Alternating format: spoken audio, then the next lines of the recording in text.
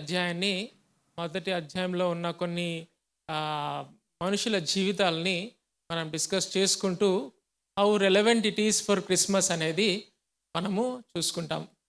నేనేమనుకున్నానంటే the topic would be the theme of this Christmas would be the blood line అని అనుకున్నాము.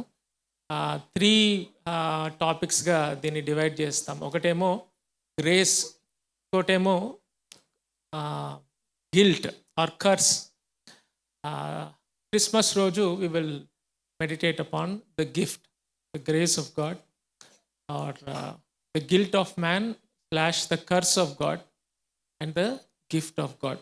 So we will be discussing all these three from the first chapter of Matthew. మత్తయి సువార్త మొదటి అధ్యాయం. ఒకసారి మనము మత్తయి సువార్త మొదటి అధ్యాయం నాకు తెరిచి మన బైబిల్స్ని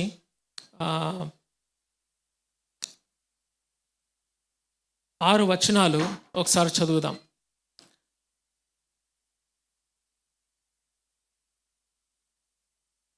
అబ్రహాము కుమారుడగు దావీదు కుమారుడైన యేసుక్రీస్తు వంశావళి.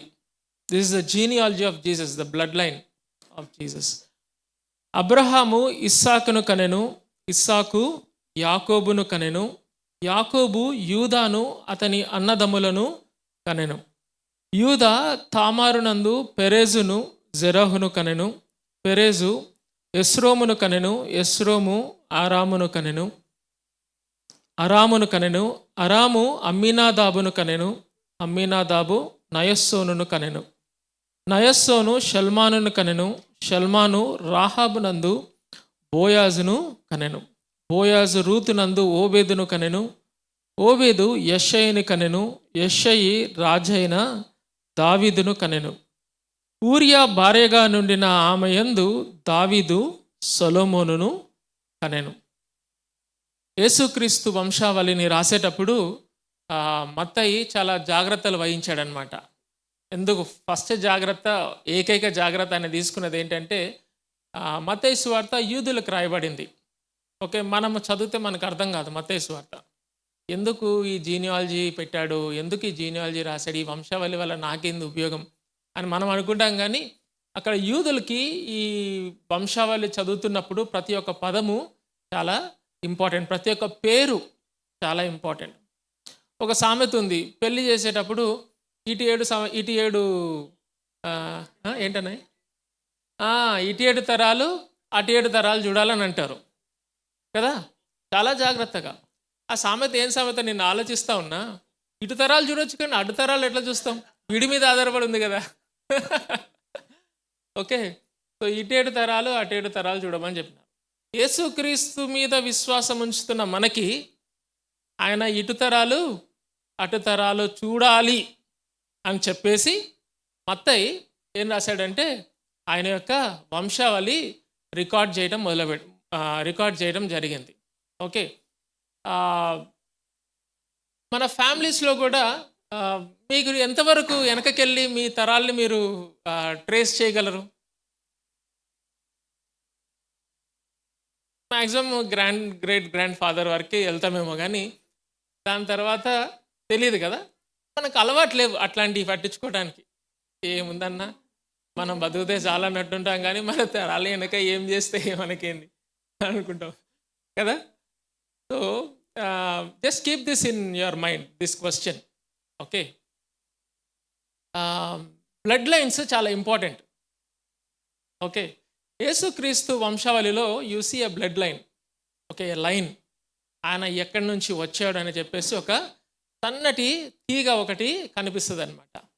ఈ తీగలో చాలా ఆశ్చర్యకరమైన విషయాలు ఉంటాయి, కొన్ని ముక్కు మీద వేలేసుకునే విషయాలు కూడా ఉంటాయి. ఓకే, సో కానీ పరిశుద్ధాత్మ దేవుడు మత్తయి ద్వారా ఏం చేశాడంటే అన్నీ ఎట్లయితే జరిగినాయో అట్లనే రాశారు.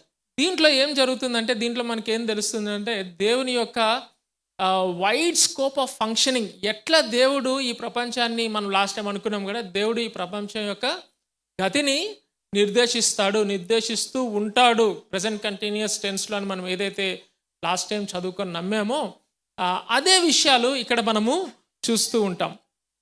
నెక్స్ట్, ఈ వంశావళి అంతా 3 భాగాలుగా విభజింపబడింది. ఓకే, 3 భాగాలు 14 లాగా విభజింపబడింది. 14 into 3 ఎంత? 42నా 52నా? 42నేనా? ఓకే. సో 3 parts, 42 జనరేషన్స్ ఉన్నాయి ఇక్కడ. 3 partsగా డివైడ్ చేయబడింది. ఎగ్జాక్ట్గా 14 జనరేషన్స్కి ఒక పార్ట్, నెక్స్ట్ 14 జనరేషన్స్కి ఒక పార్ట్, ఇంకో 14 జనరేషన్స్కి ఒక పార్ట్గా డివైడ్ చేయబడింది. యేసుక్రీస్తు వంశావళి 3 భాగాలుగా డివైడ్ చేయబడింది. 3 ఈక్వల్ భాగాలుగా డివైడ్ చేయబడింది. ఈక్వల్ భాగాలు ఎంత? 14 generations. One part is equal to 14 generations. First part Abraham నుంచి ఎంతవరకు? దావీదు వరకు. ఓకే, అబ్రహాము నుంచి దావీదు వరకు ఒక పార్ట్. దాని తర్వాత సొలొమోను నుంచి వీళ్ళు ఎగ్జైల్ అయిపోతారు కదా, జెకొనయా అని ఉంటుంది అక్కడ, అంతవరకు ఒక భాగము. దాని తర్వాత 12వ వచనం, బబులోను కొనబడిన తర్వాత యెకొన్యా షేల్తీయేలును కనెను. షేల్తీయేలు దగ్గర నుంచి నెక్స్ట్ యేసుక్రీస్తు పుట్టిన దాకా ఒక జనరేషన్. మీరు కౌంట్ చేస్తే 14 + 14 + 14 జనరేషన్స్ ఉంటాయి. సో ఈ జనరేషన్స్లో ఉన్న కొన్ని జీవితాలు, ఒక 6 జీవితాలు మనము ఈ 3 భాగాలుగా విభజించి మనం డిస్కస్ చేసుకుంటాం ఈ క్రిస్మస్ సీజన్లో. Whenever I'm speaking here. చలో let's go into the word. అబ్రహాము కుమారుడగు దావీదు కుమారుడైన యేసుక్రీస్తు వంశావళి. యేసుక్రీస్తు గురించి చెప్తూ మత్తయి ఏం చెప్తున్నాడంటే, ఇతను అబ్రహాం నుంచి వచ్చాడు అని చెప్తున్నాడు. అబ్రహాం అంటే యూదులందరూ ఈజీగా ఐడెంటిఫై చేసుకుంటారు, ఎక్కువ కన్ఫ్యూజన్ ఉండదు. అబ్రహాం అనగానే అబ్రహాం ఈజ్ అవర్ ఫాదర్ అని చెప్తారనమాట. Okay, Abraham is our father అని చెప్తారు. మీకు సండే స్కూల్ పాట కూడా ఉంది, మీకు గుర్తుందో లేదో, ఫాదర్ అబ్రహాం అని. Father Abraham had many Sons. So Abraham అంటే అందరికి ఇష్టం, అందరికి ఈజీగా అర్థమైపోతుంది. మీరు గమనించండి అబ్రహాంని ఎట్లా పిలిచాడు. ఓకే, అబ్రహాం ఒక అన్యుడు, ఐడలేటర్గా ఉంటున్నప్పుడు, ఆయనకి దేవుడు ఎవరో తెలియనప్పుడు, ఆయన యొక్క ఉనికి అబ్రహాంకి తెలియనప్పుడు, దేవుడు అబ్రహాంని కలిసి పిలిచి ఆయనని ఒక అన్య దేశము, ఆయనకి తెలియని దేశంలోనికి దేవుడు పిలుస్తాడు. పిలిచినప్పుడు అబ్రహాము చాలా ఒబీడియంట్గా, అది ఏం ఫేతో నాకు డెఫినిషన్ అర్థం కావట్లేదు, కానీ మనకి అట్లాంటి ఫేత్ ఉండదు. ఓకే, మనం ఎవరైనా పిలిస్తే ఎక్కడికన్నా 100 ప్రశ్నలు వేస్తాం. ఎందుకంటే అట్లీస్ట్ నేను చాలా లాజికల్గా ఆలోచిస్తా. నాకు క్లారిటీ కన్ఫర్మేషన్ లేకపోతే ఒక అడుగు ముందుకు వేయడానికి చాలా సందేహపడతాం. ఫస్ట్ గూగుల్ మ్యాప్లో సెర్చ్ చేస్తాం, ఆ లొకేషన్ ఉందా లేదా, అసలు దేవుడు ఎక్కడికి పిలుస్తున్నాడని. లేకపోతే రోడ్డు మధ్యలోనే మనం ఎక్కడైనా ఆగిపోతాం అనేది సందేహం. కానీ అబ్రహాము దేవుడు ఎవరో తెలియనప్పుడు, ఆయన ఏంటో తెలియనప్పుడు, ఆయన ఎలా ప్రవర్తిస్తాడో ఎలా పిలుస్తాడో తెలియనప్పుడు, దేవుడు అబ్రహాంని పిలిచినప్పుడు బైబిల్లో ఏమంటుందంటే, అబ్రహాము దేవుడు పిలిచినప్పుడు ఆలోచించకుండా ఆయన మీద విశ్వాసం ఉంచి అక్కడ నుంచి ఆయనకి తెలియని ప్రదేశానికి, దేవుడు ఎక్కడికి పిలుస్తున్నాడో కూడా తెలియకుండా బయలుదేరి వెళ్ళాడు. అట్లాంటి విశ్వాసం మనకు ఒక 5% ఉన్నా మనము మన యొక్క క్రిస్టియన్ ఫేత్లో చాలా ముందుకెళ్తామేమో. అందుకనే అబ్రహాము చాలా గొప్ప మ్యాన్, చాలా పెద్ద మనిషి ఆయన. ఓకే, సో అట్లాంటి అబ్రహాము యూదుడు ప్రతి ఒక్కడు హీస్ మై ఫాదర్ అంటాడు అనమాట. హీస్ మై ఫాదర్ అంటాం అట్లాంటి వ్యక్తులతోని. గ్రేట్ పర్సనాలిటీస్తోని మనము ఐడెంటిఫై చేసుకోవడానికి చాలా ఇష్టపడుతూ ఉంటాం. గమనించారా? ఏదైనా మీ కాన్వర్జేషన్లో సడన్గా ఏదైనా చీఫ్ మినిస్టర్ పేరు వస్తే మొన్ననే అన్న కలిసినానంటాం. యాక్చువల్గా నువ్వేం కలవలే. ఓకే, కానీ ఐడెంటిఫై చేసుకోవడానికి ఇష్టపడుతూ ఉంటాం. ఎవరన్నా ఏదన్నా మంచి గొప్ప స్పీకర్ ఉన్నాడు అనుకోండి, మన క్రిస్టియన్ ఫేత్లో గొప్ప స్పీకర్ గురించి ఏదైనా డిస్కషన్ వస్తే, ఆయన నాకు తెలుసన్న, ఆయన మొన్న బజార్లో కనిపించిండు అని అంటాం. అసలు ఆయన ఎక్కడో ఆయన పని చేసుకుంటూ పోతున్నాడు, కానీ ఐడెంటిఫై చేసుకోవడానికి మనము ప్రయత్నం చేస్తూ ఉంటాం. అబ్రహాము అలాంటి పర్సనాలిటీ, ప్రతి ఒక్క యూదుడు ఐడెంటిఫై చేసుకోవడానికి ప్రయత్నం చేస్తూ వచ్చాడు. సో అబ్రహాము కుమారుడు దావీదు కుమారుడు. నెక్స్ట్ గ్రేటెస్ట్ పర్సనాలిటీ ఎవరు అంటే దావీదు. ఓకే, మీరు గాస్పల్స్లో కనుక చూస్తే, సువార్తల్లో కనుక చూస్తే, ప్రతి ఒక్కళ్ళు మీరు భర్తిమై, మీకు అది లూకాసు వార్త 19వ అధ్యాయంలో ఉంటుంది. భర్తిమై గుడ్డివాడై ఉన్నప్పుడు దావీదు కుమారుడైన యేసు అని కేకలు వేస్తాడు. యేసుక్రీస్తు ఆ పట్టణంలోకి వచ్చేటప్పుడు దావీదు కుమారుడకు యేసుకి హోసన్నా అని చెప్పేసి కేకలు వేస్తూ ఉంటారు. సో దావీదు కూడా ఒక great personality. He is one of the finest and the greatest Kings Israel has seen. And దావీదు ఎట్లా వచ్చాడు మీకు తెలుసు కదా. దావీదుని ఎట్లా పిలిచాడు దేవుడు? ఫస్ట్ గొర్రెల కాపర్లాగా పెట్టాడు. గొర్రెల కాపర్లాగా పెట్టి దాని తర్వాత రాజ్యాన్ని ఇచ్చాడు. ప్రతిదానికి ఒక టైం ఉంటుంది. దేవుడు ఒక పెద్ద విషయాన్ని ఇచ్చేటప్పుడు చిన్న విషయాల్లో ట్రైన్ చేస్తూ ఉంటాడు. చిన్న విషయాల్లో ఫేత్ఫుల్గా ఉంటున్నామా లేదా అని చూస్తూ ఉంటాడు.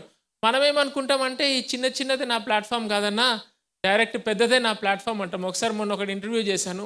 వాడిని చిన్న అంటే I want to take him as an assistant role అనమాట. But he has great plans for himself. God also has great plans for himself. He wanted to be a manager. I told him, yes manager is there, manager అవుతావు నువ్వు, కానీ ఇప్పుడు కాదు, కొంచెం ఇట్లాంటివి చేయాలి. ఇట్లాంటివి చేస్తే నెక్స్ట్ నువ్వు లెవెల్లో మేనేజర్ అవుతావంటే ఆయనకి ఎక్కలేదు, పాపం తమ్ముడికి ఎక్కలేదు. కొంతమందికి అట్లుంటాయి. దేవుడు ఏం చేస్తాడంటే చిన్న విషయాలు మనకి నేర్పించి పెద్ద విషయాలకి తీసుకెళ్తుంటాడు. Those who are faithful in little things, God is willing to give greater things into your hands. ఈ మీనియల్ థింగ్స్లో ఫేత్ఫుల్గా లేనప్పుడు ఏమవుతుందంటే దేవుడు పెద్ద విషయాలు పడు. సో ఈ యొక్క దృక్పథంతో దావీదుని దేవుడు పిలిచాడు. పశువుల మంద కాసుకుంటూ ఉంటే దావీదు రాజుగా అతన్ని పిలిచాడంట. రాజుగా పిలిచినప్పుడు హీ ఎక్సర్సైజ్డ్ హిస్ కింగ్షిప్. ఆ ట్రాన్సిషన్ కూడా సౌల్ నుంచి దావీదుకు వచ్చేటప్పుడు it was a very beautiful transition. దావీదు అగైన్ యూదులకు రాస్తున్నాడు. యూదులు దావీదుని ఈజీగా ఐడెంటిఫై చేస్తారు. అబ్రహాం తర్వాత నెక్స్ట్ గ్రేటెస్ట్ ఫిగర్, అంటే ఆ మధ్యలో కొంచెం ఫెయింట్గా కనిపించినా కానీ గ్రేటెస్ట్ ఫిగర్ ఎవరు కనిపిస్తారంటే ఎవరు?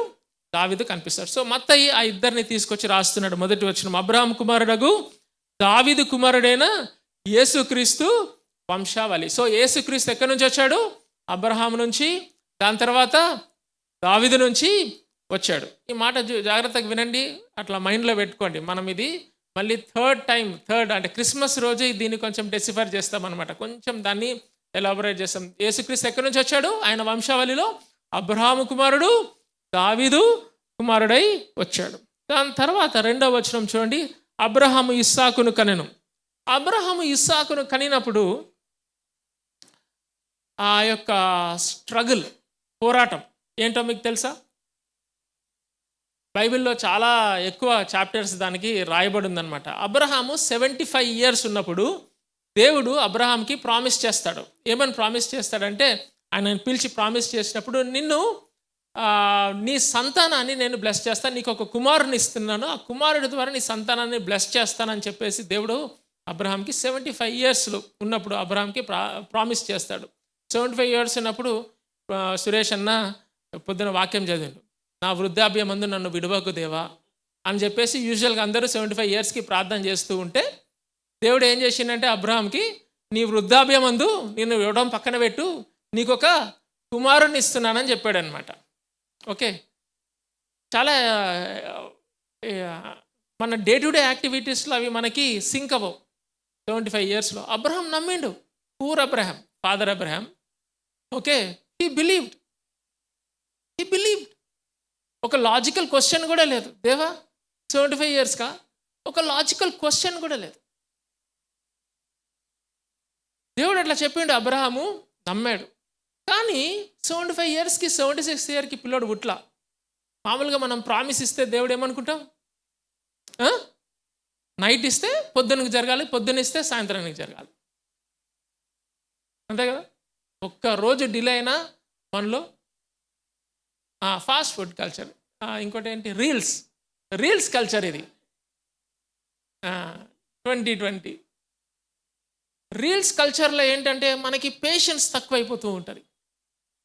మనం వెయిట్ చేయలేకపోతున్నాము. కానీ అబ్రహాము 75 yearsలో వాగ్దానం చేస్తే అబ్రహాంకి ఎన్నో సంవత్సరం అన్నా 99 100 99 నుంచి 100 ట్రాన్సిషన్ టైంలో ఓకే ఆ క్రూషియల్ 1 రన్ కోహ్లీ 99 మీద ఉన్నాడు, నెక్స్ట్ 100 కొట్టాలి, అంతా అదేంటి స్టేడియం అంతా ఉత్కంఠగా ఎదురు చూస్తూ ఉండంగా ఆ సింగిల్ రన్ మధ్యలో ఎవడో ఫీల్డ్ చేసి త్రో వేస్తుంటే కోహ్లీ డైవ్ కొట్టి క్రీస్లోకి వెళ్తాడు చూడండి. అట్లాంటి మూమెంట్ అబ్రహాంకి 99 నుంచి 100కి వెళ్ళేటప్పుడు ఇస్సాకు పుట్టడం. That is how you need to see Abraham giving birth, Abraham and Sarah giving birth to Isaac. ఈ మధ్యలో అబ్రహాము మనలాగలే చాలా ఇంపేషెంట్ అయిపోయినాడు, చాలా ఇంపేషెంట్ అయిపోయినాడు. వాళ్ళ భార్య ఏం చేసిందంటే సారాయి పిల్లలు పుట్టలేదని చెప్పేసి ఆగారు అనే ఒక ఐగుప్తురాయలు వీళ్ళ ఇంట్లో ఉంటారు అనమాట. అది కూడా ఎట్లొచ్చింది తెలుసా? ఇంకో ఇంపేషెన్స్ వల్ల వచ్చింది. ఇంకో ఇంపేషెన్స్ ఏంటి తెలుసా? వీళ్ళు ఐగుప్తుకి వెళ్తారు. ఐగుప్తుకి వెళ్ళినప్పుడు సారాని ఐగుప్తు రాజు పెళ్లి చేసుకుంటాడేమో అని చెప్పేసి సారా నా సిస్టర్ అని చెప్పాడు అబ్రహాం. దాంట్లో హాఫ్ ట్రూతే ఉంది, ట్రూత్ లేకపోలేదు, హాఫ్ ట్రూత్ ఉంది. కానీ he played a half truth game and he presented Sarah his wife as a sister. అక్కడి నుంచి ఇంకా తర్వాత స్టోరీ మనకి టైం సరిపోదు. ఐగుప్తు రాజు వాళ్ళని తరిమేస్తే అక్కడి నుంచి చాలా ధనంతో వస్తూ హాగర్ని కూడా తెచ్చుకుంటాడనమాట. సో ఒక ఇంపేషన్స్ వల్ల వచ్చిన ప్రోడక్ట్ ఏంటి అంటే హాగర్. దాని తర్వాత వీళ్ళిద్దరికి ప్రామిస్లో వెయిట్ చేయడానికి ఇంపేషన్స్ వచ్చినప్పుడు షరాయి యొక్క సజెషన్స్ నుంచి వచ్చిన ప్రోడక్ట్ ఎవరు అంటే ఇష్మాయిల్. హాగర్ నుంచి ఇష్మాయిల్ పుడతాడు. ఇష్మాయిల్ పుట్టినప్పుడు సారా ఏమంటుందంటే వీడి వల్ల నాకు శ్రమ అని అంటది. చెప్పింది ఎవరు? సారాయే. శ్రమ ఎవరే అంటున్నారు? ఇంపేషన్స్ వల్ల వచ్చే ప్రోడక్ట్ ఎప్పుడు మనకి ఇబ్బందికరంగా తయారవుతుంది. వెయిట్ చేయాలి దేవుని కోసము, దేవుని సమయము కోసము, దేవుని యొక్క మూవ్ కోసము మనము వెయిట్ చేయాలి. ఇక్కడ ఏం జరుగుతుందంటే అబ్రహాము వెయిట్ చేస్తున్నప్పుడు, సారాయి వెయిట్ చేస్తున్నప్పుడు ఆ 90th ఇయర్లో 75 నుంచి 90 years 15 years వెయిట్ చేసిన తర్వాత సారాయి ఈ యొక్క బ్యూటిఫుల్ దరిద్రమైన సజెషన్ ఇస్తే ఇష్మాయిల్ బయటకు వస్తాడు. ఇష్మాయిల్ బయటకు వచ్చిన వెంటనే ఏమవుతుంది తెలుసా? దేవుడు తన మహాకృపను బట్టి వచ్చి అబ్రహాంకి నేను నిన్ను బ్లెస్ చేస్తా అన్నాను కదా, నీ సంతానాన్ని బ్లెస్ చేస్తా అన్నాను కదా, అది ఇష్మాయిల్ వల్ల కాదు, నేను నీకు కుమారుని ఇవ్వబోతున్నా అని అంటాడు అనమాట. That is God's grace. నువ్వు నీ జీవితం పులిహార చేసుకొని ఇంకా ఇదే అనేటి వెళ్ళిపోతున్నప్పుడు దేవుడు ఇంటర్వ్యూన్ అయ్యి ఇది కాదురా మార్గము, ఈ మార్గం అని చెప్పలేకపోతే, దేవుడు చెప్పినప్పుడు నువ్వు వినలేకపోతే భయంకరమైన తయారవుతుంది. వింటున్నారా? గమనిస్తున్నారా? దేవుడు తన మహాకృపను బట్టి ఇష్మాయిల్ పుట్టంగల్నే సీన్లోకి వచ్చి అబ్రహాంకి మళ్ళీ క్లారిటీ ఇస్తాడు. Abraham, it's not Ishmael. Ishmael is born because of your thought process. I didn't promise Ishmael for you. But wait, I am going to give you a son of promise. వాగ్దాన పురుషుని నీకు ఇస్తానని చెప్తా, wait చేయి అని చెప్తున్నా. Wait చేస్తారు. 90th ఇయర్లో 15 years వెయిట్ చేసిన తర్వాత నువ్వు ఇంపేషెంట్గా తయారయ్యి కొంచెము బై ప్రోడక్ట్స్ వచ్చిన తర్వాత, ఇంపేషెన్స్ యొక్క బై ప్రోడక్ట్స్ వచ్చిన తర్వాత మళ్ళీ దేవుడు వచ్చి అయ్యో నా చాలా ప్రియాతి ప్రేమైన బిడ్డ చాలా వెయిట్ చేయలేకపోయి తప్పు చేసినాడు, ఇప్పుడు ఏం చేద్దాము? యాక్చువల్గా మనం ఏం చేస్తాము? అమ్మో వీడు ఇంకా వెయిట్ చేస్తే ఇంకా తప్పులు చేస్తాడని ఏం చేస్తాం? ఇమీడియట్గా ఇవ్వాలి కదా. దేవుడు ఇవ్వాల. దేవుడు పేరెంటింగ్ వేరే రకంగా ఉంటుంది. ఫాదర్ అన్నాం కదా, అవర్ ఫాదర్ ఇన్ హెవెన్ అంటిమి కదా, ఆయన పేరెంటింగ్ వేరే రకంగా ఉంటుంది. ఆయన ఏమన్నాడంటే Abraham, he is not the son, I will give you an another son, this son is a son of promise అని చెప్పి వెయిట్ చేయమన్నాడు. మళ్ళీ ఇమీడియట్గా అయిందా? అవ్వాలా. మళ్ళీ ఒక 10 years వెయిట్ చేయటం జరిగింది. బైబిల్లో ఉంటుంది, సమయము దగ్గర పడుతున్న కొద్ది దేవుని యొక్క ప్రామిస్ నెరవేర్చడానికి కాలము దగ్గర పడుతున్నదని తెలిసి దేవుడు సారాను దర్శించి ఒక బిడ్డనిస్తాడు. అప్పుడు సారా వయసు ఎంత తెలుసా? 90. అబ్రాహాం వయసు ఎంత? 100. 99 నుంచి 100. ఎవరు పుట్టారు? ఐజాక్ పుట్టాడు. అది ఇంత స్టోరీ ఉంది ఆ మధ్యలో. అబ్రాహాము ఇస్సాకును కనెను, ఇస్సాకు యాకోబును కనెను. ఇది ఇంకో డ్రామా. ఇస్సాకు రేచల్ని పెళ్లి చేసుకున్న తర్వాత వాళ్ళకి 40 సంవత్సరాలు పిల్లలు ఉండరు. రెబెకాని పెళ్లి చేసుకున్న తర్వాత వీళ్ళకి 40 సంవత్సరాలు పిల్లలు ఉండరు.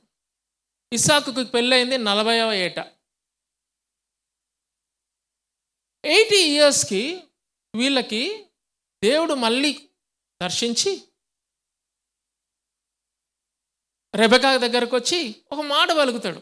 ఐజాక్ రెబెకా దగ్గరకు వచ్చి, నేను మిమ్మల్ని దర్శించాను, నీ యొక్క గర్భములో 2 నేషన్స్ ఉన్నాయని చెప్తాడనమాట. 2 బిడ్డలు కాదు, ఏమున్నాయి? 2 నేషన్స్ ఉన్నాయని చెప్తాడు. వీళ్ళిద్దరూ కడుపులో ఉన్నప్పటి నుంచి కొట్టుకోవడం స్టార్ట్ చేస్తారు. నువ్వు ఫస్టా నేను ఫస్టా అని అక్కడే స్టార్ట్ అయింది. బయటికి వచ్చేటప్పుడు కూడా నువ్వు ఫస్టా నేను ఫస్టా స్టార్ట్ అయింది. మొత్తానికి ఒకడు బయటికి వచ్చాడు. ఎవరు? ఫస్ట్ జేకబ్ వచ్చాడు, చెయ్యి వచ్చింది. ఓకే, కానీ ఆ చెయ్యి లోపలికి వెళ్ళిపోయింది. దాని తర్వాత ఎవరు వచ్చారు? జేకబ్ ఈషా వస్తుంటే ఆయన హీల్ని పట్టుకున్నాడు కాబట్టి అతనికి యాకోబు అని పేరు. యాకోబు అనే మాటకు అర్థం ఏంటంటే మోసగాడు, గ్రాబర్ అని అర్థం. ఓకే, సినిమా కాదు మోసగాడు అంటే, అర్థమైందా? అది హిట్ అయిందని మోసగాడు ఇంకోటి చేసిండు, అది ఫ్లాప్ అయింది. మోసగాడు అనేది పేరు, సినిమా కాదు అది. అది ఒక మనిషి పేరు, యాకోబు. వాడి జీవితంలో అంతా గైలే, ఎప్పుడు మోసం చేద్దామా అనేదే వాని హృదయంలో ఉంది. ఎందుకంటే వాళ్ళ పేరెంట్స్ ఆ పేరు పెట్టిన రోజు మోసగాడు అని పిలుస్తున్నాడు. వాడు మోసగాళ్ళనే తయారయ్యాడు. ఈ ఇద్దరు బయటికి వచ్చిన తర్వాత నువ్వా నేనా, నువ్వు ఫస్టా నేను ఫస్టా అనే ఒక బ్యాటిల్లో మళ్ళీ మోసపూరితమైన ఆలోచనలతో యాకోబు బ్లెస్సింగ్స్ తీసుకుంటాడు ఐజాక్ దగ్గర నుంచి. దాంట్లో కూడా మళ్ళీ ఒక ఫ్యామిలీ డ్రామా ఉంది. ఆ ఫ్యామిలీ డ్రామా ఏంటి తెలుసా? పార్షియాలిటీ. ఐజాక్ ఏమో ఈషావు ఇష్టం, ఎందుకంటే ఐజాక్కి నాన్ వెజ్ ఇష్టం. ఐజాక్ కుమారుడు ఈషావు ఎప్పుడు హంటర్ లాగా బయట ఉండేవాడు కాబట్టి ఏదో ఒకటి కొట్టుకొని వచ్చేవాడు కాబట్టి బాగా వంటొచ్చు కాబట్టి ఇస్సాకుకి ఎవరిష్టము? ఈషావు ఇష్టం, నాన్న కొడుకు. కానీ యాకోబు అమ్మ కొడుకు. ఆల్రెడీ పార్టీషన్ అయిపోయింది, ఆల్రెడీ డివిజన్ అయిపోయింది. సో అప్పుడు రెబెకా ఏం చేస్తుందంటే యాకోబుకి పిలిచి బ్రిలియంట్ ఐడియా ఇస్తుంది. ఐడియా ఇస్తే యాకోబు బ్లెస్సింగ్స్ తీసుకుంటాడు.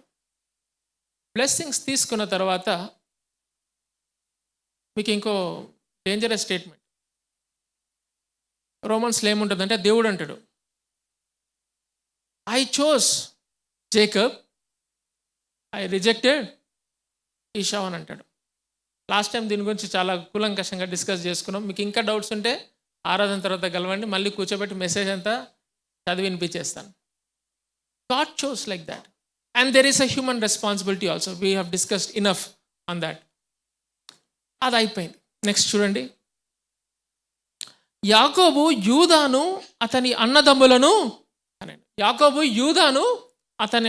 కనేను. మత్తయి రాస్తూ ఇక్కడ అన్నదమ్ముల పేర్లు అంతా రాయలేదు, యూదా పేరు ఒక్కటి రాసి అన్నదమ్ములందరినీ అన్నారు అని చెప్పేసి రాశాడు. చూడండి 3వ వచనం, యూదా తామారునందు పెరెసును జెరహును కనెను. యూదా ఈ 12 మంది కుమారులలో, యాకోబుకు 12 మంది కుమారులు, ఈ 12 మంది కుమారులలో యూదా అనే ఒక కుమారుడు ద్వారా మనకి యేసుక్రీస్తు యొక్క బ్లడ్ లైన్ వచ్చిందని మనం చూస్తున్నాం. ఈ యూదా గురించి రాస్తూ చూడండి ఏముంది, యూదా తామారునందు పెరెజును కనెను. ఈ స్టోరీ మీకు తెలిసే ఉంటుంది, నేను మళ్ళీ ఒకసారి క్లుప్తంగా చెప్తాను. ఇది ఆదికాండం 38వ అధ్యాయంలో ఉంటుంది. ఒకసారి చూడండి, ఆదికాండం 38వ అధ్యాయం. ఆదికాండము 38వ అధ్యాయం. యాక్చువల్గా మీరు ఆదికాండంను మీరు క్వైట్ టైమ్స్ చేసుకుంటూ కనుక ఉంటే, ఒకవేళ చేసుకోవాలి అని అనుకుంటే కనుక చూడండి, చాలా మంచిగా ఉంటుంది. 38వ అధ్యాయం. యాక్చువల్గా 37 నుంచి యాకోబు కుమారులు జోసెఫ్ స్టోరీ స్టార్ట్ అవుతుంది, కానీ 39 రావాలి, కానీ 38లో పరిశుద్ధాత్మ దేవుడు ఈ చిన్న స్టోరీని పెడతాడు. మన యొక్క గమనానికి ఈ యొక్క స్టోరీని పెడతాడు. అది అట్లా పెట్టుకొని ఉంచండి, నేను స్టోరీ చెప్తా. యూదా బైబిల్ ఏముంటుందంటే ఫస్ట్ వర్స్లో, ఆ కాలమందు 38వ అధ్యాయం ఆదికాండము ఫస్ట్ వర్స్. ఆ కాలమందు యూదా తన సహోదరులను విడిచి హీరా అను ఒక అదుల్లామీయుని యొద్ద ఉండుటకు వెళ్ళెను. సహోదరులను విడిచి అనే ఒక పదము మీరు అండర్లైన్ చేసుకోండి. యూదా ఏం చేశాడంటే ఆ యొక్క ఫెలోషిప్ల నుంచి, వాళ్ళ యొక్క బ్రదర్లీ ఫ్యామిలీలో నుంచి బయటికి వచ్చి కనాను దేశానికి వెళ్ళినప్పుడు అక్కడ షూయా అనే ఒక ఆమెని చూసి పెళ్లి చేసుకుంటాడు. సో యూదా ఎక్కడ ఇశ్రాయేలు వంశానికి చెందినవాడు, కానీ పోయి దేవుడు ఎవరితోనైతే పెళ్లి చేసుకోవద్దు అని చెప్పాడో పోయి అక్కడ ఆ అమ్మాయిని పెళ్లి చేసుకుంటాడు. షూయా అనే అమ్మాయిని పెళ్లి చేసుకుంటాడు. ఈ షూయా అనే అమ్మాయిని పెళ్లి చేసుకున్నప్పుడు వీళ్ళకి 3 కుమారులు పుడతారనమాట. ఓకే, ఏరు, ఓనా, షేలా. Son number 1, son number 2, son number 3 sons పుడతారు. పుట్టినప్పుడు ఫస్ట్ సన్ ఎవరైతే ఏరు అని ఉన్నారో ఇతనికి తామారు అనే ఒక ఆమెనిచ్చి పెళ్లి చేస్తాడు. ఎవరు? యూదా. పెళ్లి చేసిన తర్వాత ఈ ఏరు దేవునికి దృష్టిలో చెడ్డవాడై ఉండినంత దేవుడు అతన్ని మొత్తుతాడు. మొత్తినప్పుడు జాగ్రత్తగా గమనించండి, మొత్తినప్పుడు యూదా వచ్చి, అప్పటి ధర్మం ఏంటి అంటే మరిది ధర్మం అంటాం అనమాట. భర్త చనిపోయినప్పుడు భర్త యొక్క తమ్ముడు వాళ్ళ అన్న భార్యని పెళ్లి చేసుకోవాలి. అప్పట్లో కల్చర్ అది. ఓకే, ఆ ధర్మాన్ని నెరవేర్చమని అడుగుతారనమాట. అడిగినప్పుడు ఓనా పెళ్లి చేసుకున్న తర్వాత ఒకవేళ తామారుతో కూడితే ఈయన కూడా వాళ్ళ అన్నలాగా చనిపోతాడేమో అని చెప్పేసి తామారుతోని కూడాడు. అప్పుడు దేవుడు అది చెడ్డదిగా భావించి అతనిని మొత్తుతాడు. మొత్తినప్పుడు ఇంకెవరు మిగిలారు? షేలా ఒకడు మిగిలాడు. యూదా యొక్క కొడుకు షేలా మిగిలాడు. యూదా అనుకుంటాడు, చూడండి 11వ వచనం 38. అప్పుడు యూదా ఇతడు కూడా ఇతని అన్నల వలె చనిపోవునేమో అనుకొని, నా కుమారుడైన షేలా పెద్దవాడగు వరకు నీ తండ్రి ఇంట్ర విధవరాలుగా నుండుమని తన కోడలైన తామారుతో చెప్పాడు.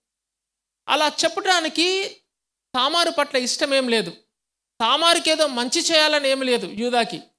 యూదా యొక్క మైండ్ థాట్ ప్రాసెస్ అంతా ఏంటి అంటే, ఉన్న ఒక్కగానొక్క కొడుకుని ప్రిజర్వ్ చేసుకోవాలి, స్వీయ సంరక్షణ, సెల్ఫ్ ప్రొటెక్షన్, అతన్ని నేను ప్రొటెక్ట్ చేసుకోవాలి అని చెప్పేసి తామారికి ఒక కుంటి సాక చెప్తాడనమాట. ఏమంటాడు, నా వాడు పెళ్ళిడికి రాలేదు కాబట్టి నువ్వు వెళ్ళి మీ ఇంటికి వెళ్ళిపో, విధవరాండ్రగా ఉండు. విధవరాండ్రగా ఉన్నప్పుడు మా వాడు పెద్ద అయితే నేను కబురు పంపిస్తాను నీకు.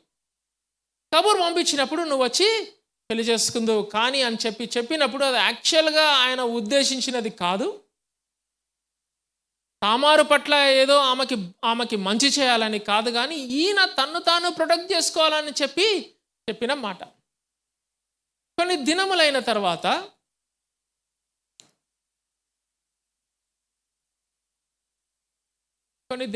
తర్వాత వీడు పెళ్ళిటికి వస్తాడు. షేలా పెళ్ళిటికి వచ్చినప్పుడు కూడా తామారుని తిరిగి వచ్చి పెళ్లి చేసుకోమని అడగడు. అయితే యూదా అటువైపు తన ప్రొఫెషన్లో తన ప్రొఫెషనల్ వర్క్ కోసము ఒక మార్గంలో నుంచి పోతూ ఉంటే తామారుకి ఈ సంగతి తెలుస్తుంది. తామారుకి ఏం చెప్తారంటే, షేలా పెద్దవాడయ్యాడు, నీ మామ అతన్ని నీకు ఇవ్వట్లేడు. ఓకే, వినండి జాగ్రత్తగా. నీ మామ అతనికి ఇవ్వట్లేడు, కానీ ఆయన ప్రొఫెషనల్ దృష్ట్యా అటువైపుగా పోతున్నాడు అని అంటే, ఈ తామారు ఏం చేస్తుందంటే తన విధవ వస్త్రాలు తీసేసి ఒక వేశ్య వస్త్రాలు ధరించి యూదా వెళ్తున్న మార్గంలో ఒక దగ్గర నిలబడుతుంది. అప్పటికి యూదా యొక్క భార్య చనిపోతుంది. చనిపోయినప్పుడు యూదా ఆ మార్గంలో నుంచి వస్తూ ఉంటే ఈమె వేశ్య అని చూసి యూదా ఈ వేశ్యతోని వెళ్ళటానికి, బ్రాకెట్స్లో ఎవరు, తామారు, వెళ్ళటానికి ఇష్టపడతాడు. ఇష్టపడి వెళ్తాడు. వెళ్ళిన తర్వాత ఆ వేశ్యకి ఫీ ఇచ్చేటప్పుడు ఆమె ఏమంటుందంటే, తామారు ఏమంటుందంటే, ఒక గొర్రెపిల్లని ఇస్తానంటాడు అనమాట. కానీ ఇక్కడ నాకు గొర్రెపిల్ల లేదు అంటే, సరే నువ్వు నాకు ఇస్తావనే నాకు ఏదైనా ఒకటి రుజువు ఉండాలి కదా అని చెప్తే యూదా తన దగ్గర ఉన్న 2-3 తీసి ఇస్తాడు. తన కర్ర, ఇంకొకటి ముద్ర, ఇంకా 3 ఇస్తాడనమాట. ఇచ్చినప్పుడు తామారు అక్కడి నుంచి వెళ్ళిపోతుంది. వెళ్ళిపోయిన తర్వాత కొన్ని నెలలైన తర్వాత యూదాకి కబురు వస్తుంది. క్యోంకి సాస్బీ కబీ బహూతీ లాగా ఉంది కదా స్టోరీ, ఇదంతా మీకు. యూదాకి కబురు వస్తుంది. ఏంటి తెలుసా కబురు? తామారు గర్భవతి అయింది, తామారు అడల్టరీ చేసింది, ఆమె గర్భవతి అయిందని చెప్పినప్పుడు ఈయన రోషంతో ఉడికిపోతాడు. ఎవరు? యూదా. ఉడికిపోయి వచ్చి తామారు చనిపోవాలని చెప్పి వచ్చినప్పుడు జనాలందరినీ పోగేసుకొని తామారు దగ్గరికి వస్తే తామారు ఏం చేస్తుందంటే, ఆయన ఏదైతే ఇచ్చాడో ముద్ర, ఆ కర్ర, ఇంకొక చిన్న తాడు, 3 పంపించి ఇది ఎవరి అయితే ఉన్నారో వాళ్ళ వలన నా గర్భంలో బిడ్డ కలిగాడు అని చెప్పినప్పుడు యూదా అది గమనించి ఒక చిన్న మాట అంటాడు, తామారు నాకంటే నీతిమంతురాలిగా ప్రవర్తించింది అని అంటాడు అనమాట. ఇది స్టోరీ. పెరెజు ఎక్కడి నుంచి వచ్చాడు అని అంటే, తామారు as a daughter in law, Judah as a father in law. When they met there were twins. ఎవరు ట్విన్స్? పెరెజు, సెరహు. ఈ పెరెజు నుంచి వచ్చింది ఎవరు? ఈ పెరెజు నుంచి వచ్చింది ఎవరు చెప్పండి? చూడండి, సందేహిస్తున్నారు. యేసుక్రీస్తు. ఇంకా చాలామంది పలకట్లేరు.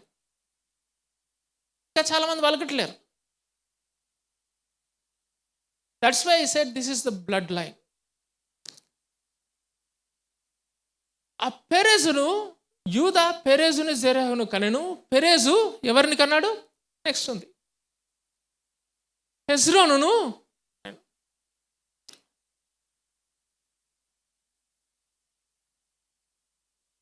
మీరు మీ అమ్మాయిని ఇస్తారా? మీరు ఈ కుటుంబంలోకి మీ అమ్మాయిని ఇస్తారా? మీ అబ్బాయిని ఇస్తారా? ఎవరేం పలకట్లా. సంఘమంతా నిశ్శబ్దం.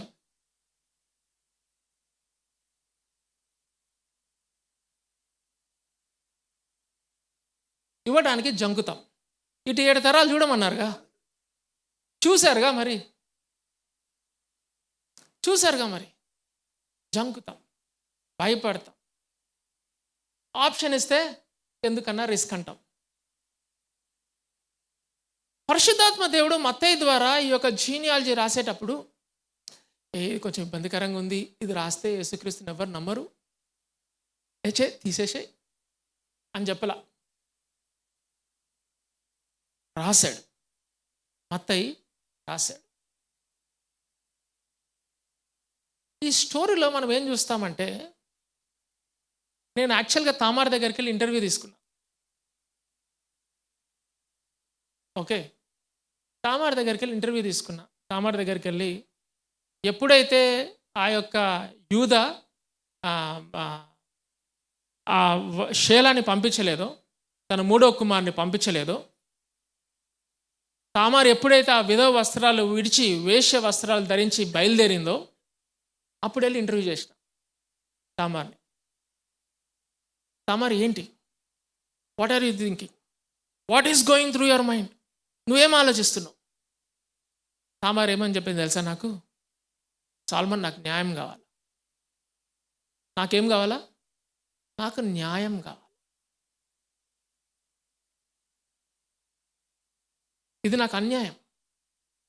మాకున్న కల్చర్లో మరిది ధర్మం చేయాలి.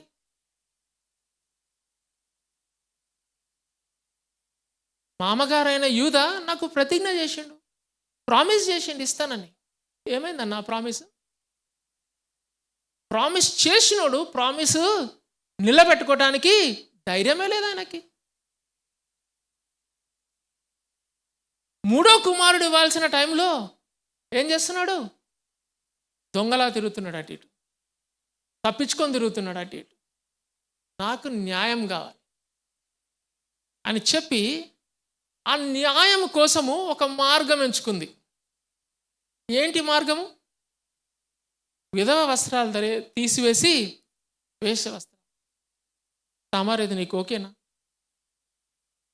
నువ్వు సరైన మైండ్ ఫ్రేమ్లోనే ఉన్నావా? ఇది కరెక్టేనా? నేను ఏ మార్గం ఎంచుకున్నాననేది నాకు సంబంధం లేదు. నాకేం కావాలన్నా న్యాయం కావాలి. పోయాక నిలబడింది. జరగకూడనిది జరిగింది. నెక్స్ట్ నేను యూదా దగ్గరికి వెళ్ళిన ఇంటర్వ్యూ కోసం. ఎప్పుడు వెళ్ళినా తెలుసా? ఎప్పుడైతే ఆయనకి ఆ యొక్క తిరిగి పంపించింది కదా, కర్ర, ముద్ర, తాడు పంపించింది కదా, అప్పుడు వెళ్ళిన ఆయన దగ్గరికి. వెళ్ళి, యూదా నువ్వు ఎట్లా ఫీల్ అవుతున్నావు?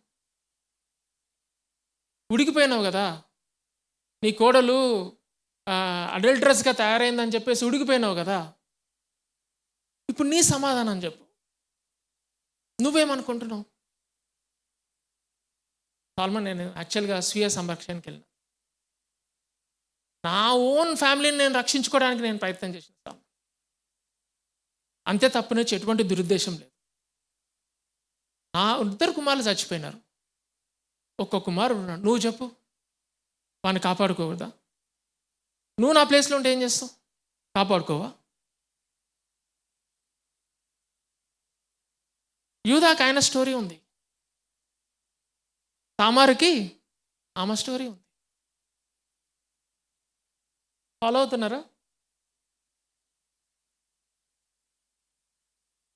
ఏది అబద్ధం, ఏది నిజం, ఏది సరి అయినది, ఏది తప్పు, ఎవరు డిసైడ్ చేయగలుగుతారన్నా?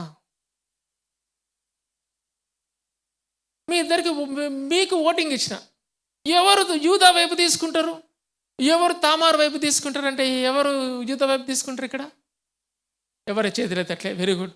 ఎవరు తామారు వైపు తీసుకుంటారు? ఎవరు చేతులు ఎత్తట్లే. ఏంటండి ఇది? చేతులు ఎత్తాలి కదా, ఎవరో ఒకరి సైడ్ తీసుకోవాలి కదా. ఎందుకు నేను ఇవన్నీ చెప్తున్నానంటే, మన జీవితాల్లో కొన్ని జరిగే సంఘటనలు ఎటువైపుకి మొగ్గు చూపదు. నీ స్టోరీ పక్కనోడికి చెప్పి ఇది రా నాకు జరిగింది అని అంటే వాడేమంటాడంటే, అన్న నీకే ఓటేస్తా అంటాడు. మళ్ళీ ఎవడైతే నా వల్ల నాకు అన్యాయం జరిగిందో వాడొచ్చి మళ్ళీ అదే వ్యక్తికి వాడి స్టోరీ చెప్తే వాడేమంటాడు, నీకే ఓటేస్తా అంటాడు. అట్లా కాదన్న వీడు తేడాగా ఉన్నాడు అని చెప్పి ఇద్దరం పోదామని చెప్పేసి ఇద్దరం పోయి ఇది మా స్టోరీ, మాకు న్యాయం ఏది అని అడిగితే వాడు నోటి మీద వేలేసుకుంటాడు. You know why? Because our lifes are so complex. మన జీవితాలు చాలా క్లిష్టమైనవి. మన జీవితాలు ఒక చుక్కుముడి. ఈ చుక్కుముడిని ఎవడికన్నా ఇచ్చి అన్న ఇప్పది అంటే ఇంకా చిక్కు అవుతుంది, కానీ ఇప్పేటోడు ఎవడు ఉండడు. ఒక దారం తీయబోయి ఇంకో దారం తీస్తాడు, ఇంకా టైట్ అవుతుంది. మనం అనుకున్నాం కదా, అన్న వీడు నాకు ఓటు వేయలేదు అనుకున్నాం కదా, వాడు ఓటు వేయకపోతే మంచిది మీకు. వాడు మీకు ఓటు వేయకపోతే మంచిది. Our lifes are so complex that a human being cannot repair it. It is impossible. అందుకనే తామార్ స్టోరీ చాలా విశదీకరించి చెప్పాను మీకు. ఎందుకంటే దానికి ఆ చిక్కుముడిని తీసే వ్యక్తి యేసుక్రీస్తు పుట్టిందాకా ఎవడికి లేకుండా పోయింది. అది అట్లా వెయిట్ చేస్తుంది అనమాట ఆ చిక్కుముడి. ఆ జీవితపు యొక్క చిక్కుముడి యేసుక్రీస్తు పుడతాడని చెప్పేసి 6వ వచనం నుంచి 18వ వచనం వరకు వెయిట్ చేస్తూ ఉంది. చాలాసార్లు మన జీవితాలు అలానే ఉంటాయి, కాంప్లెక్స్గా ఉంటాయి. మా నాన్న ఏదో డెసిషన్ తీసుకుంటాడు, ఆయనకు అది అప్పుడు న్యాయం అనిపించింది, తీసుకున్నాడు. కానీ ఆ డెసిషన్ వల్ల ఇప్పుడు నేను స్ట్రగుల్ అవుతున్నా.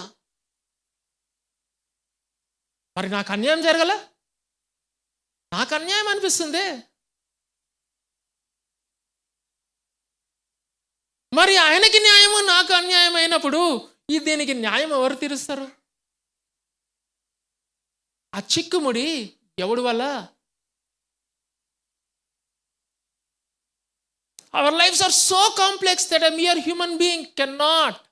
It is impossible to address our life's complexities. ఇక్కడ కూర్చున్న మీరందరూ ఏదో ఒక విషయంలో, అన్న ఈ విషయం అప్పుడు వాళ్ళు తీసుకున్న డెసిషన్ కాబట్టి నేను ఇప్పుడు అనుభవిస్తున్నా, వాళ్ళు తీసుకున్న డెసిషన్కి నేను ఎందుకు అనుభవించాలి? Can't I separate myself?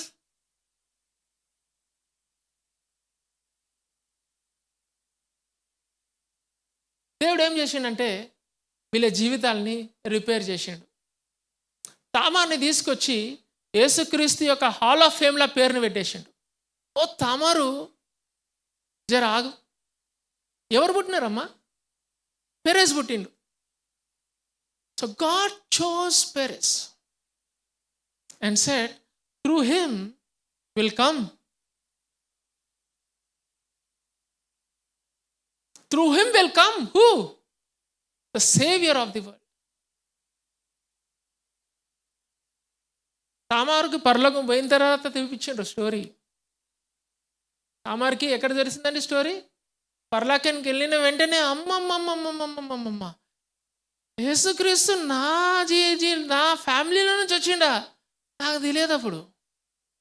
అప్పుడు ఏమనుకుంటున్నా, నాకు న్యాయం జరగలేదు, సిట్యుయేషన్స్ అన్ని నా చేతుల్లోకి తీసుకున్నా, నేను డెసిషన్ తీసుకుంటా. దేవుడు న్యాయం చేయనప్పుడు నేను నా జీవితం యొక్క రెస్పాన్సిబిలిటీ నేను నా చేతుల్లోకి తీసుకొని నేను కథని నడిపిస్తా అని చెప్పేసి ఆమె కథని నడిపించింది. కథని నడిపించినప్పుడు ఏమైందంటే కథ చండాలం అయిపోయింది. ఇవన్నీ గజిపిచి జీవితాలు. ఇట్స్ ఎ స్కాండల్, ఒక కుంభకోణం ఇది. ఈ కుంభకోణంలో నుంచి దేవుడు ఏం చేశాడు? యేసుక్రీస్తుని తీసుకొచ్చాడు. I want to tell you this story. Judah, a father-in-law, and Tamar, a daughter-in-law, brought forth a son called Perez. And through Perez came the Son of God, the Savior of this world, Lord Jesus Christ. తద్వారా అక్కడ జరిగిన చిక్కుముడంతా యేసుక్రీస్తు ఏం చేశాడు? మొత్తం విపదీసేశాడు. He repairs the lives. The complexities of the lives he repairs. Next చదువు మత్తయి సువార్త.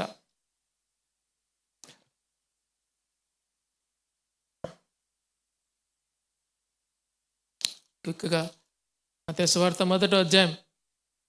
యూదా తామారునందు పెరెసును జెరహును కనెను, పెరెసు ఎస్రోమును కనెను, ఎస్రోము ఆరామును కనెను, అరాము అమ్మీనాదాబును కనెను, అమ్మీనాదాబు నయస్సోనును కనెను, నయస్సోను షల్మానును కనెను, షల్మాను రాహాబునందు బోయాజును కనెను.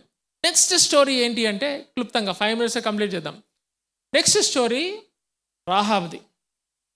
రాహాబు అసలు యూదురాలు కాదు, రాహాబు ఎక్కడుందంటే ఎరికో పట్టణంలో ఉంది.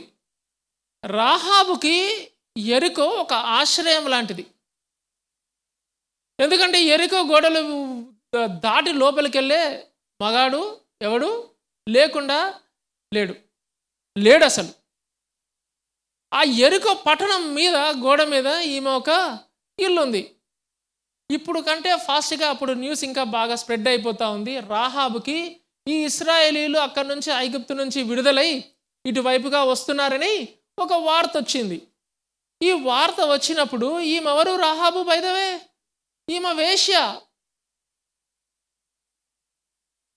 యెహోషువ స్పైస్ని పంపించినప్పుడు ఈ స్పైస్ ఆ సిటీని అంతా స్పై చేసి వెళ్ళిపోతూ ఆ సిటీ వాల్ దగ్గరికి వచ్చి ఈ రాహాబు ఇంట్లో చేరతారు.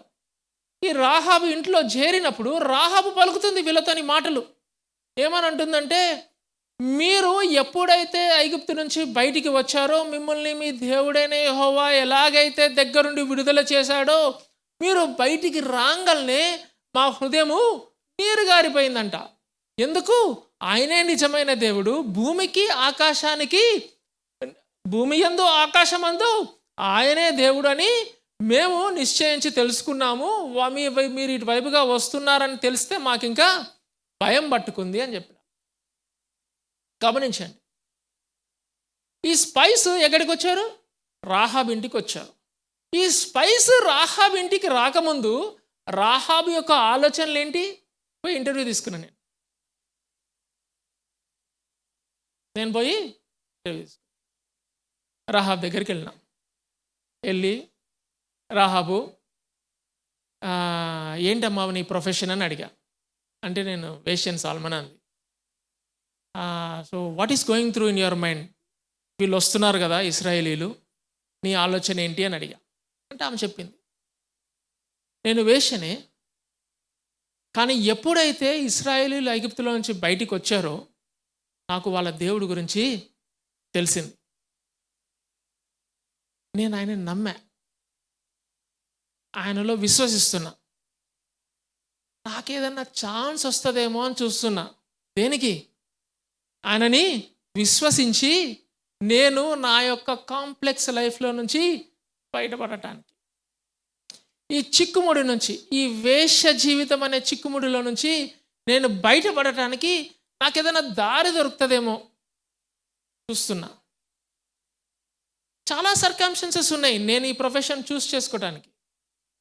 But I'm looking for one opportunity that I would want to grab if I have it. Wait చేస్తున్నా అని చెప్పింది. నేను వెళ్ళిపోయినా. ఇంకా కరెక్ట్గా ఎవరు వచ్చిండ్రు? యెహోషువ పంపించిన వేగు వాళ్ళు ఇక్కడికి వచ్చారు. వచ్చిన వెంటనే ఆమె పలుకుతున్న మాటలు చదువుదామా ఒకసారి? ఆమె పలుకుతున్న మాటలు యెహోషువ గ్రంథం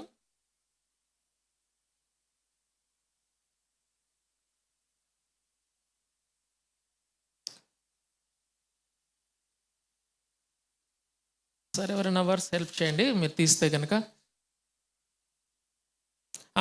యెహోషువ గ్రంథము 2వ అధ్యాయం 11వ వచనం నుంచి చదువుతున్నాను చూడండి. యెహోషువ గ్రంథం 2వ అధ్యాయం 11వ వచనం.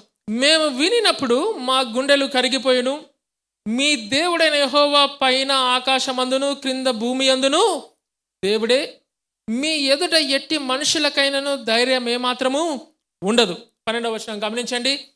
నేను మీకు ఉపకారము చేసి తిని గనుక మీరును నా తండ్రి ఇంటికి ఉపకారము చేసి నాకు నిజమైన ఆనవాళ్ళు ఇచ్చి నా తండ్రియు నా తల్లియు నా అన్నదమ్ములు నా అక్క చెల్లెలు వారి కలిగిన ఉన్న వారందరూ చావకుండా బ్రతకనిచ్చి రక్షించున్నట్లుగా దయచేసి యెహోవా తోడని ప్రమాణము చేయడని చెప్పాను. ఒకవేళ గనక వీళ్ళు యెరికో పట్టణానికి వస్తే నేను చచ్చిపోతాను. ఒకవేళ ఇశ్రాయేలీలు కనుక యెరికో పట్టణానికి వస్తే దేవుడు వాళ్ళ పక్షాన ఉన్నాడు, యెరికో గోడలు కూలిపోతాయి, నేను చనిపోతాను. కానీ నేను ఈ దేవుని యందు విశ్వాసం ఉంచుతున్నాను. నాకేదన్నా ఒక్క మార్గం, ఎగ్జిట్ ఏదన్నా ఉంటుందా? ఈ కాంప్లెక్సిటీలో నుంచి ఏదన్నా ఒక ఎగ్జిట్ ఉంటుందా అన్నప్పుడు వేగువారు వచ్చినప్పుడు ఆ వేగువారిని లట్టుకు మనం పట్టుకొని ఈమెమంటుందంటే, నేను మీకు హెల్ప్ చేశాను, మీరు నాకు హెల్ప్ చేయాల్సిందే.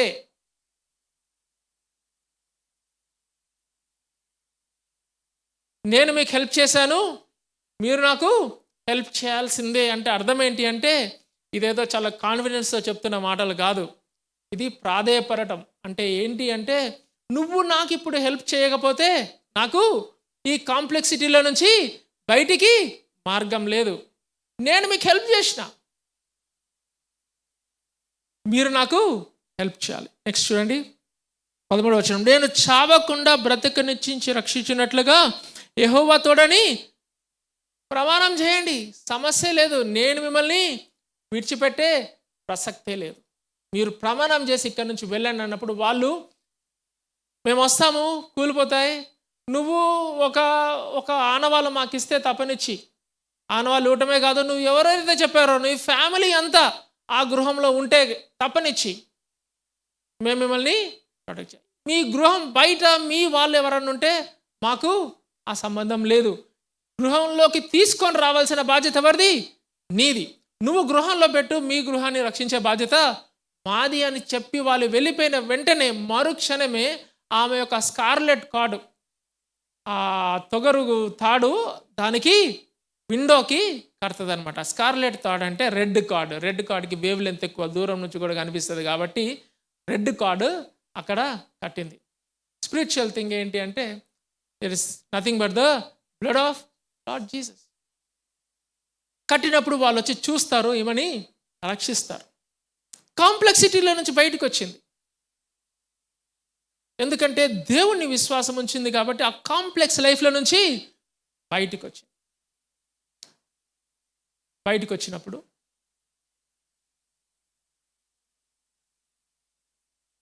నెక్స్ట్ ఏమైందో తెలుసా? ఒకసారి చూడండి మత్తయి 1.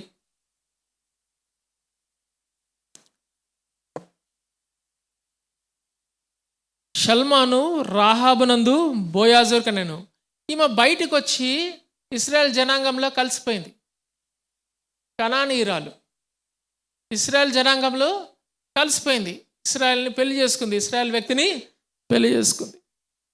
పెళ్లి చేసుకుంటే ఎవరు పుట్టారు? బోయాజు పుట్టాడు. మీరు బోయాజ్ స్టోరీ కనుక వింటే, ఎవరబ్బా, ఏ తెల్లబ్బాయి నన్ను పెంచింది అనిపిస్తుంది. రూత్ చదువుతున్నప్పుడు బోయాజు యొక్క ద వే హీ కాండక్టెడ్ హిమ్సెల్ఫ్ చూస్తే ఎవరబ్బాయి అనిపించింది. ఆ తల్లి ఎవరు? వేశ్య. వాళ్ళ తల్లి ఎవరు? ఒకప్పుడు వేశ్య, దేవుని నమ్మి ఇశ్రాయేల్ జనాంగంలో కలిసిపోయింది. గాడ్స్ ఫ్యామిలీలోకి వచ్చింది దేవుని నమ్మి. అక్కడి నుంచి వచ్చిన వాడు ఎవడు? బోయాజు. బోయాజుని నాకు తెలిసి అసలు అంత క్యారెక్టర్, ప్యూర్ క్యారెక్టర్ ఉన్న వ్యక్తి చాలా అంటే మనము చాలా ఎమ్యులేట్ చేయొచ్చు బోయాజ్ దగ్గర నుంచి. ఎప్పుడైనా మీరు తీసుకోవాలన్నా మెన్ అందరికీ బోయాజ్ నుంచి ఒక క్యారెక్టర్ స్టడీ తీసుకోవాలి.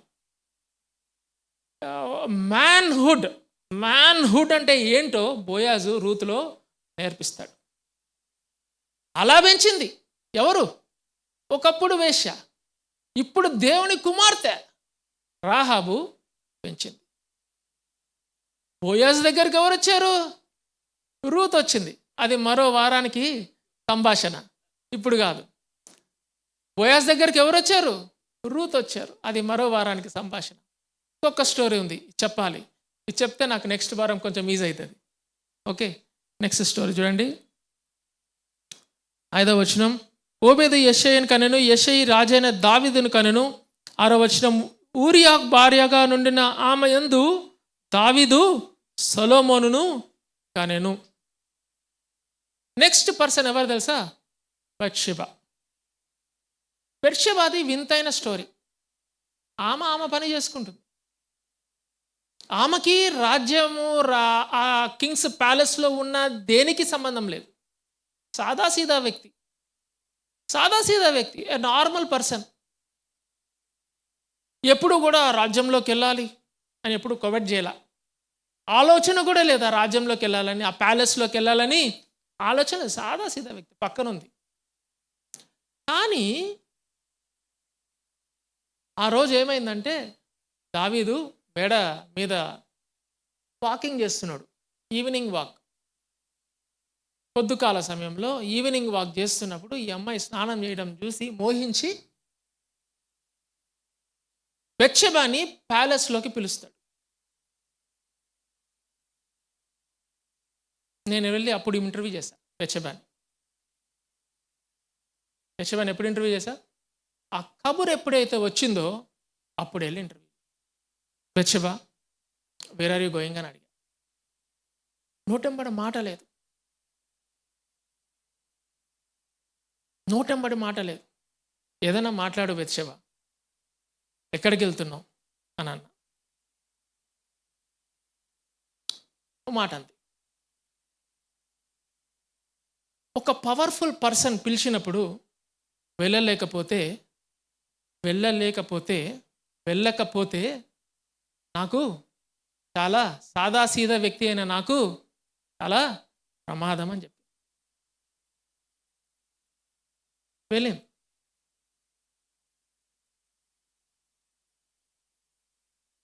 దావీదు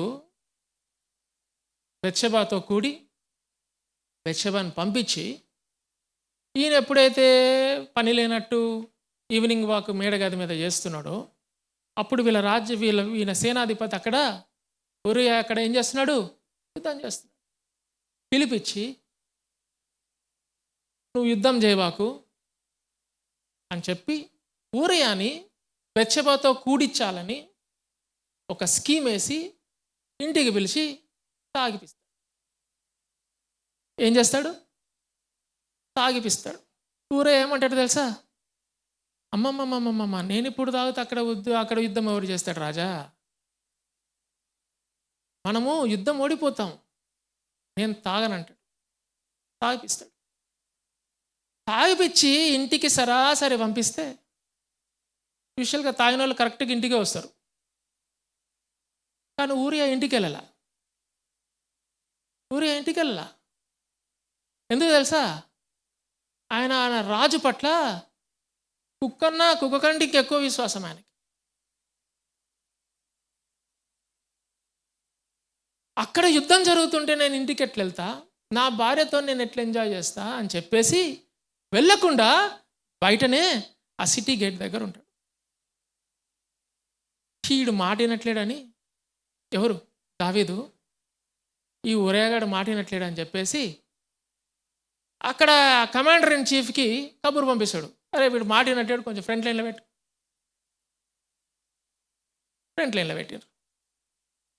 చచ్చిపోయాడు. అప్పుడు వచ్చా దావీదు దగ్గరికి, వచ్చి ఇంటర్వ్యూ తీసుకున్నా. దావీదు, అయ్యా ఏంది నువ్వు చేసిన పని?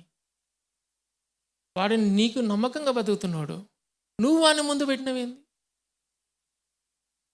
అంటే దావీదు అన్నాడు, సాల్మన్, నా వీకెస్ట్ మూమెంట్లో నేను ఒక పెద్ద పాపాన్ని చేశాను, దాన్ని కప్పిపుచ్చటానికి ప్రయత్నం చేసిన. ఎట్లా కప్పిపుచ్చాలా? ప్రయత్నం.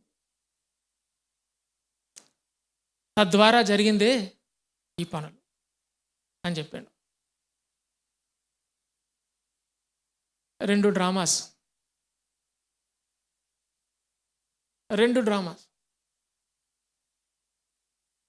దావీదుకి ఎంతమంది ఓటేస్తారు?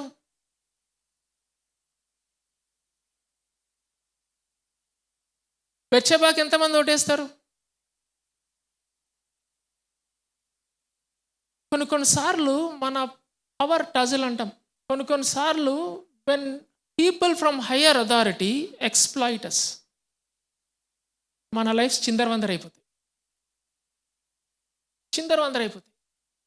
I'm not just talking about this aspect of relationship which David had with Bathsheba, but in any area of your life, if a powerful person exploits you, your life will become a చింపి వేసిన ఇస్తరాకు. బాస్గా transfer చేయడు, వాడికున్న logic వాడికి ఉంటుంది. మనం ఏం చేయాలా? వాడి యొక్క ర్యాష్ డెసిషన్కి వీళ్ళంతా సర్దుకోవాలా, ఇక్కడ నుంచి ఇంకోటి దగ్గరికి వెళ్ళాలి. ఏంద వాడు ఆ డెసిషన్ ఎందుకు తీసుకుంటున్నాడు?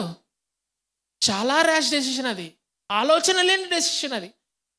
నీ వర్క్ ప్లేస్ అందరికీ తెలుసు అని పంపించు. నువ్వు తిరిగి దాన్ని రెసిస్ట్ చేయడానికి నీకేమైనా ఉందా పవరు? ఏం లేదు. అలా ఉంచుకోవాలా, చేతులు కట్టుకోవాలా, ట్రాన్స్ఫర్ ఆర్డర్ తీసుకోవాలా, చలో బస్ ఎక్కాల. Complexities of life. ఆ టైంలో కనుక దేవుడు లేడు అనుకో, అది వేరే మాట. కానీ గుడ్ న్యూస్ ఏంది తెలుసా? క్రిస్మస్ ఏంది తెలుసా? Christmas comes with a good news. Christmas comes with good news called Jesus. ఇలాంటి జీవితాలు, ఇట్లాంటి కాంప్లెక్సిటీస్ ఉన్నప్పుడు మేమందరం వచ్చి ఒక క్రిస్మస్ ట్రీ పెట్టి, స్టార్లు పెట్టి, చాలా క్యారల్స్ అన్నా పోదాం అని మీ ఇంటికి వచ్చిండ్రు అనుకో, పాడతారా పాట? స్వీట్ పెడతారా? ఎవ్వడు పెట్టాడు. పెడతారేమో, డ్రామా. హృదయంలో నుంచి వస్తుంది కాదు, నటన. ఈ క్రిస్మస్ సీజన్లో మనందరికీ అభ్యర్థన ఈ వాక్యం ద్వారా ఏంటంటే, మీకు అసలు క్రిస్మస్ సెలబ్రేట్ చేసుకోవాలని కూడా ఉద్దేశం ఉండకపోవచ్చు. నేను అక్క కొందాం ఏ క్రిస్మస్ అంటున్నాం, కానీ మీరు ఏం అక్క ఏం క్రిస్మస్ అక్క, అసలు మేమంతా ఏ క్రిస్మస్ అంటే మీరు అంటారు ఏం క్రిస్మస్ అక్క. But Christmas is for these people only. The very idea of Christmas is for these people. ఈ పవర్ ట్యాంగిల్లో చిక్కుకుపోయి సతమత పడుతున్న వాళ్ళకి, ఈ పవర్ ట్యాంగిల్లో చిక్కుకుపోయి ఎక్స్ప్లాయిట్ చేయబడుతున్న వాళ్ళకి, అన్న నాకు న్యాయమే దొరకట్లేదు అన్నప్పుడు, అన్యాయంగా నన్ను ఇట్లా చేస్తున్నారు అన్నప్పుడు న్యాయం కోసం పోరాడుతున్నాం చూడండి, అలాంటి వాళ్ళ కోసం. అన్న దేవుడు అప్పుడెప్పుడో ప్రామిస్ చేసిండు అన్న బిడ్డని ఇస్తానని, ఇప్పుడు దాకా పత్తా లేడు, నువ్వేమన్నా చెప్తావా ఏం క్రిస్మస్ అన్నప్పుడు? దేవుడు ఇంటర్వ్యూన్ అయ్యి నీకు ఒక బిడ్డను దయచేస్తాను, ఇంకొక 2 సంవత్సరాలు వెయిట్ చేయమా అని అన్నప్పుడు,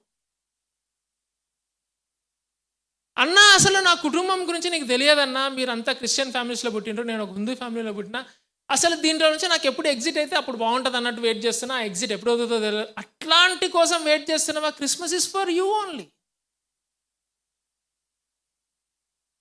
Because in Christmas you have Jesus coming.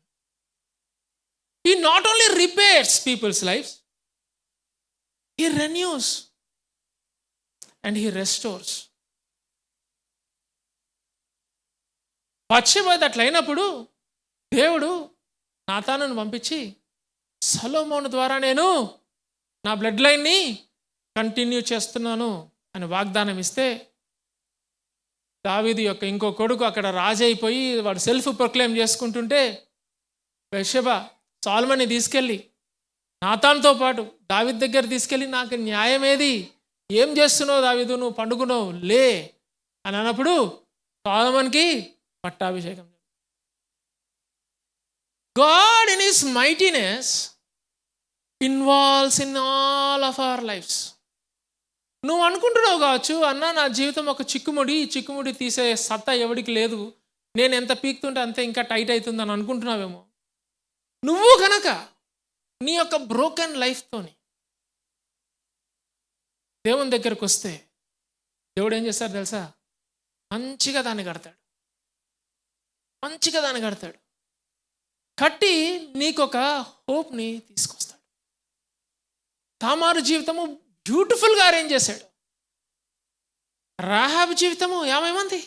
నేను ఈ దేవుని నమ్ముతాను, ఆకాశం అందును భూమి అందును ఈయనే దేవుడు అని చెప్పి ప్రకటించినప్పుడు, ప్రొక్లెయిమ్ చేసినప్పుడు, తన హృదయంలో అనేది బయటికి చెప్పినప్పుడు, రాహాబుని తీసుకొచ్చి గాడ్స్ ఫ్యామిలీలోకి అబ్జార్బ్ చేసేసినాడు. What a wonderful mother she is. You have a hope. You have an exit door in Jesus from all the complexities of your life. You have to do one thing. You know what? You have to say today a silent prayer. God, I trust in you, in your Son, Lord Jesus. I want him to take over my life. నా జీవితపు చిక్కుముడులంతా తీసే వ్యక్తి ఆయన. నువ్వే తీయగలవు. ఆయనలో నా జీవితం పదిలం చేసుకోవాలని నేను ఇష్టపడుతున్నా. నా పాత జీవితం అంతా నీకు సమర్పిస్తా దేవా. నా పాత జీవితం అంతా నీకు. ఈరోజు మనం పాడుకున్నాం కదా, దేవా నీవే నాకు ఆశ్రయము, నా కోట, నీ ఆశ్రయానికి నేను రావటానికి ఇష్టపడుతున్నా అని గనక నువ్వు వస్తే దేవుడు ఏం చేస్తాడంటే, సిలువలో ఎట్లయితే ఆయన చేతులు చాపాడు, he will stretch forth his hands, he will embrace you, he will take you, he will give you a new life. అసలు నువ్వు ఊహించవు నీ లైఫ్ ఎట్లయితుందని. బ్యూటిఫుల్గా దేవుడు నీ జీవితాన్ని తీర్చిదిద్దుతాడు. You need not stay there, you can come out. He gives you hope. నిరీక్షణ ఇస్తాను నీకు. నువ్వు ఆయన నమ్ముకున్నందుకు అప్పటి నుంచి ఇంకెప్పుడు సిగ్గుపడో, అరే ఈయన నమ్ముకున్నాను నాకు సిగ్గు చేశారని నీకు ఒక మాట కూడా నీ నోట్ల నుంచి రాదు. అలాంటి జీవితాన్ని నీకు నాకు ఇస్తాడు. పగిలిపోయిన జీవితాల కోసం ఈ క్రిస్మస్, హోప్లెస్ జీవితాల కోసం ఈ season, so that will come joyfully to the lord, joyfully to the Lord and say, Jesus, you are my Savior, you are my King, you are my Emmanuel. And when you do that, Christ will take you not only to himself, he will give you a very beautiful family where you can relate, where you can grow in the Lord. I want to close here. I want to tell you that Christ has come for you alone, to die for you on the cross. Would you accept Christ today and come to him? Would you say, Lord, this is the complexity of my life today. I want to give this complexity to you. ఇది చిక్కుముడి దేవా, ఈ చిక్కుముడి తీసేది నీవే, నా జీవితాన్ని నీకు సమర్పిస్తున్నాను అని చెప్పి నువ్వు ప్రార్థన చేస్తావా? అందరం తలంచుదాం. ఒకవేళ కనుక నువ్వు అలా ప్రార్థన చేస్తున్న వ్యక్తివైతే, ఒకవేళ దేవుడు నీతో కనుక ఈరోజు మాట్లాడితే, ఒక్కసారి చెయ్యెత్తి చూపించుమని ప్రార్థన చేస్తున్నాను. నువ్వు ఎక్కడున్నావు అక్కడ చెయ్యెత్తి కనుక చూపిస్తే నేను మీకోసం ప్రార్థన చేస్తాను. Thank you brother, thank you sister. ప్రేమ నమ్మకం గల మా ప్రియ పరలోకపు తండ్రి, దేవా మాతో మీరు మాట్లాడినందుకు వందనాలు. మా జీవితపు చిక్కుముడులలో ప్రభువా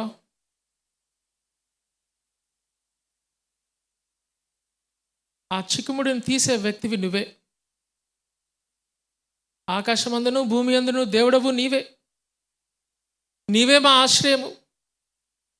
ఈ క్రిస్మస్ సీజన్లో ప్రభువా మరి మాకు సహాయంగా ఉండండి. జాయ్ని దయచేయండి దేవా. ఎవరెవరైతే బిడ్డలు చేతులు ఎత్తారు, వాళ్ళ క్లిష్టమైన పరిస్థితులు మీకు తెలుస్తేవా. ఎవరెవరైతే చేతులు ఎత్తారో ప్రార్థన చేయండి దేవా.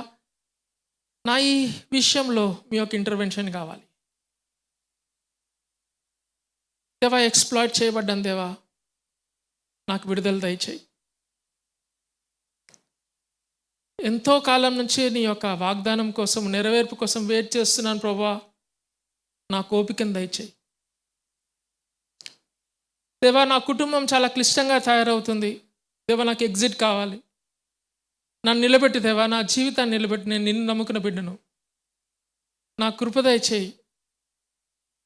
నీ యొక్క ఎవర్ లాస్టింగ్ ఆర్మ్స్ నా వైపు చూపించు ప్రభువా. నన్ను కౌగిలించుకో అని నువ్వు ప్రార్థన చేస్తే, God is going to come to you and is going to embrace you. Is going to give you a new life. A new beginning.